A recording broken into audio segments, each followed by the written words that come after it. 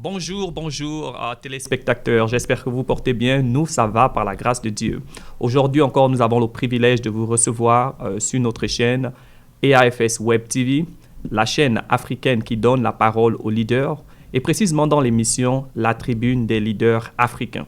Aujourd'hui, nous avons le privilège de recevoir un leader de renommée en la personne du président de l'Association des Congolais à Omaha. Bonjour, Monsieur le Président, comment allez-vous? Bonjour, merci. Très heureux d'être reçu sur votre plateau. Je vais bien, merci. Merci encore une fois de plus d'avoir accepté, n'est-ce pas, de vous prêter à l'exercice et de venir partager votre expérience sur notre plateforme. Nous sommes vraiment reconnaissants. Le plaisir est partagé. Donc, on va commencer, on va aller droit au but. Est-ce que vous pouvez, n'est-ce pas, vous présenter à cette communauté peut-être qui ne vous connaît pas? Donnez-nous votre nom, votre fonction que vous occupez, n'est-ce pas, dans l'Association des Congolais de Omaha.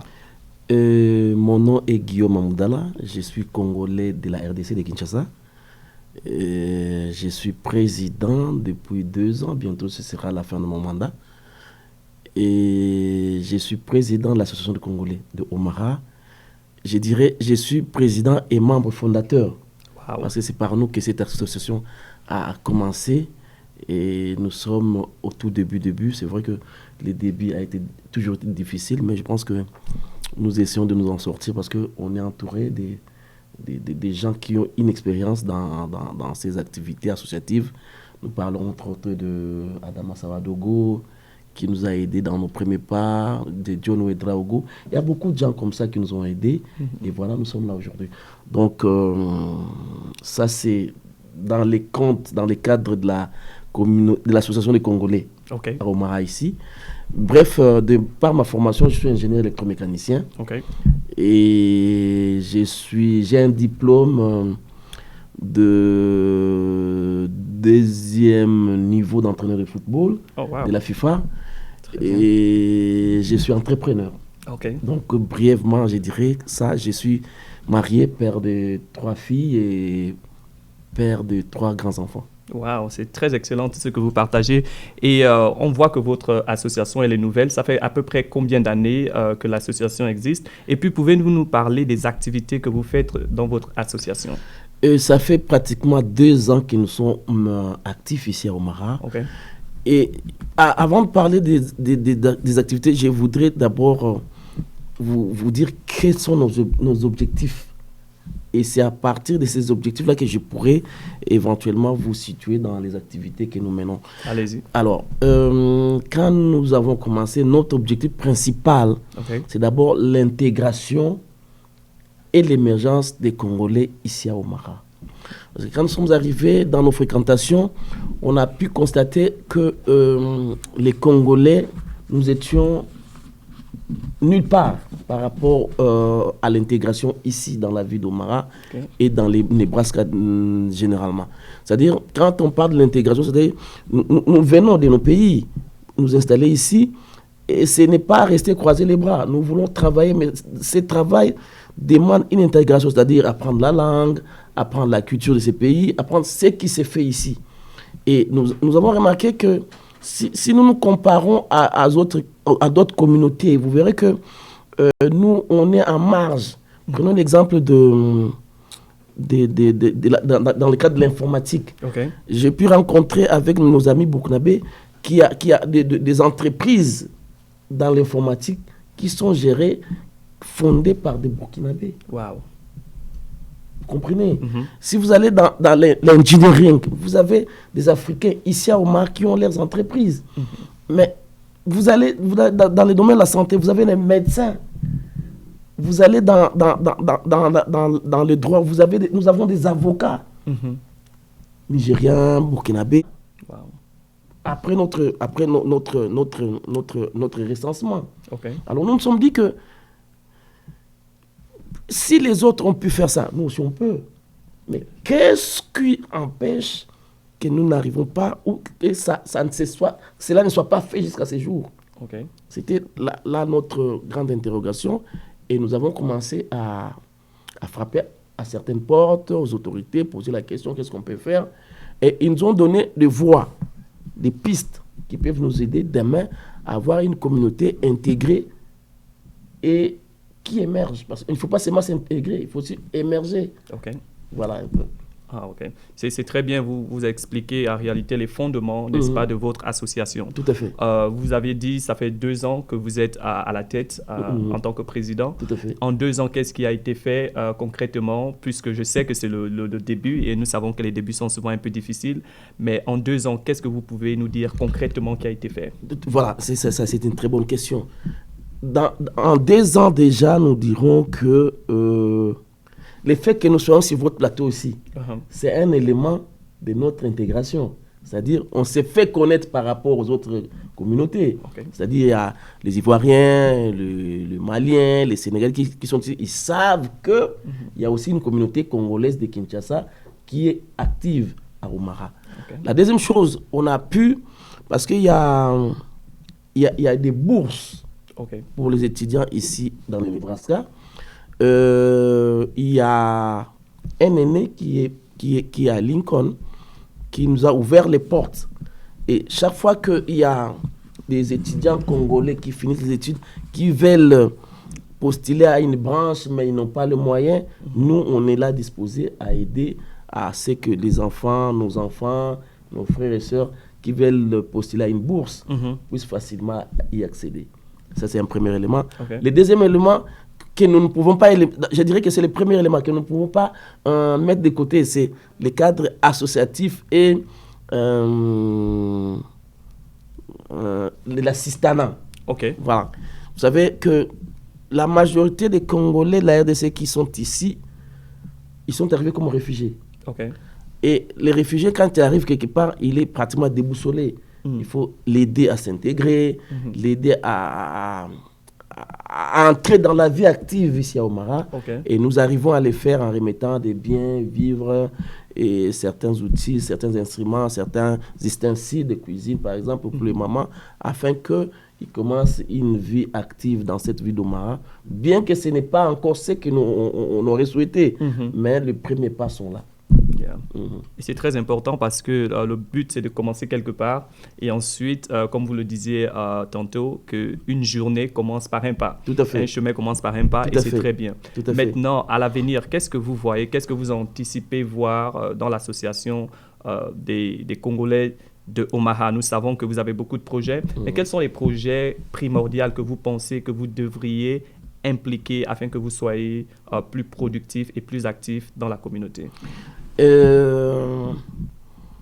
Dans un bref délai, nous voulons avoir un cadre où nous allons nous réunir régulièrement, c'est-à-dire introduire une demande auprès de l'État si on peut facilement trouver un local ou un bâtiment où ce sera la maison des Congolais, où les Congolais se retrouveront pour des rencontres. Ça, c'est l'objectif immédiat, dans un court terme, avoir un bâtiment où il y aura un grand logo, il y aura des enseignes qui indiqueront que les Congolais se réunissent ici. Ça, c'est un premier élément. Le deuxième élément, faire en sorte que, parce que les jeunes qui finissent les études ici ne restent pas au Mara. Je ne sais pas, est-ce qu'il n'y a pas des créneaux qui permettent à ceux qui restent à Mara? Je ne sais pas. Peut-être c'est aussi une certaine attractivité dans la ville ici qui fait que peut-être que les jeunes ne trouvent pas assez attractif. Parce que Omaha, c'est une belle ville, mais ce n'est pas une grande ville. Vous voyez, il y a des villes attractives comme Dallas, des villes attractives comme Denver, qui attirent beaucoup de nos jeunes. Et moi, je pense qu'il faudrait, dans les jours qui vont venir, parler aux jeunes gens et leur dire que la meilleure façon pour les études, c'est devenir un entrepreneur. Parce que quand vous êtes entrepreneur, vous n'avez pas à vous plaindre de Omaha parce que ce n'est pas une très, très grande ville. On peut avoir son entreprise ici, mais qui rayonne dans dans tous les États-Unis ou dans le monde entier à partir d'Omaha ici. Et je vais vous surprendre. Je ne sais pas, peut-être que vous avez l'information. Est-ce que vous savez que Omaha aujourd'hui est la capitale mondiale des investissements privés? Wow. Vous comprenez? C'est-à-dire, nous qui sommes dans les milieux de business, dans les milieux de transport, nous rencontrons des businessmen, des businesswomen qui viennent du monde entier chercher des investissements ici.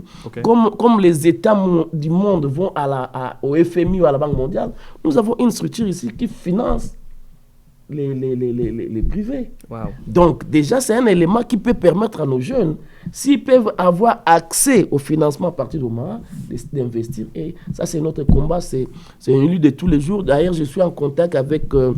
Goldberg, qui est le président des Juifs du Nebraska, avec qui on a des échanges qui, je pense bien, pourront aboutir à quelque chose de très important. D'ailleurs, il m'a parlé l'autre fois, il m'a dit que ils ont un programme de valider les diplômes des Africains. Wow. C'est-à-dire, vous savez, quand on vient avec nos diplômes de l'Afrique, ces diplômes ne sont pas validés ici, aux États-Unis. Mais eux, chez les Juifs là-bas, ils ont un programme qui permet à ce que nos diplômes soient validés. Les médecins, nous avons plusieurs médecins ici qui n'arrivent pas à travailler. Parce qu'il y a un programme qui fait qu'ils doivent retourner à l'école, tout et tout. Mais ici, il y a un programme avec les Juifs que nous voulons exploiter pour permettre à ce que les jeunes, pas seulement les Congolais, mais tous les Africains qui pourront nous approcher, les amener dans cette orientation-là afin que les diplômes soient validés et qu'au lieu de continuer à travailler dans les warehouses, que chacun avec son diplôme puisse facilement trouver un emploi bien rémunéré et bien valorisé. Wow, c'est très bien. Vivement que ce projet puisse voir le jour parce que je pense que ce serait quelque chose de très important. Merci beaucoup. Alors, vous parlez de projets et on sait que chaque projet vient avec des difficultés, ça vient avec des challenges. Et même en tant que président, nous sommes sûrs que vous êtes exposé à certains challenges. Est-ce que vous pouvez nous partager certains challenges que vous faites face, n'est-ce pas, avec votre communauté? C'est toujours pas facile de réunir les hommes ensemble. Quels sont les principaux challenges dont vous faites face dans votre association? Nous avons trois grandes difficultés. La première grande difficulté qui est un mur, c'est la langue. Vous savez, nous venons d'un pays francophone, ce qui fait que l'anglais ici, surtout pour ceux qui viennent, qui arrivent aux États-Unis au-delà des 40 ans, c'est un grand problème. Donc nous voulons aussi, dans notre projet, dès qu'on aura un local, à part les formations que nous avons au collège ici, dans ESC, English Second Language, nous voulons avoir un cadre de formation, un centre de formation où les gens vont apprendre un anglais assez rapidement pour permettre à ceux qui soient dans la société active. Et deuxièmement, c'est un problème d'éducation. Je vous ai dit tantôt ici que la plupart de ceux qui sont ici viennent de refuges, ils ont été réfugiés. Et la majorité, ils ont été à la campagne au Congo. Et les multiples guerres que nous avons dans le pays font qu'ils se sont retrouvés en Tanzanie, au Rwanda, au Burundi, au Zimbabwe en tant que réfugiés. Ils n'ont pas eu le temps de faire des études. C'est aussi un élément sur lequel nous devons mettre l'accent pour permettre à ceux, même s'ils n'ont pas fait un cursus universitaire ou encore un cursus scolaire normal, mais avec des formations techniques, des formations pratiques qui soient en mesure d'évoluer dans la communauté, dans la société. Le dernier élément, c'est sur le plan financier. On est bloqué sur le plan financier parce qu'on n'a pas accès au crédit assez facilement. Les systèmes créditaires ici aux États-Unis est très complexe à telle enseigne que nous, les Congolais, nous avons un grand problème. Nous voulons nous battre. Ça, c'est un projet qui me tient à cœur.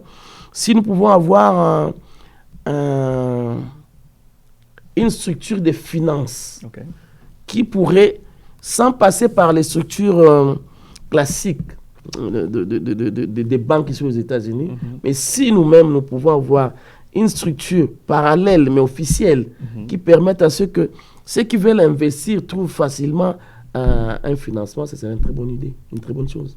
Vivement que ça porte du fruit. Nous sommes pratiquement à la fin de notre émission. Les Congolais vous regardent, peut-être les Congolais de Omaha, mais aussi les Congolais qui sont dans tous les États-Unis. Quel est le dernier message que vous pouvez leur donner? Ils vous regardent. Les seuls messages que nous voulons donner à nos compatriotes, c'est que ça fait plusieurs années que nous sommes en guerre.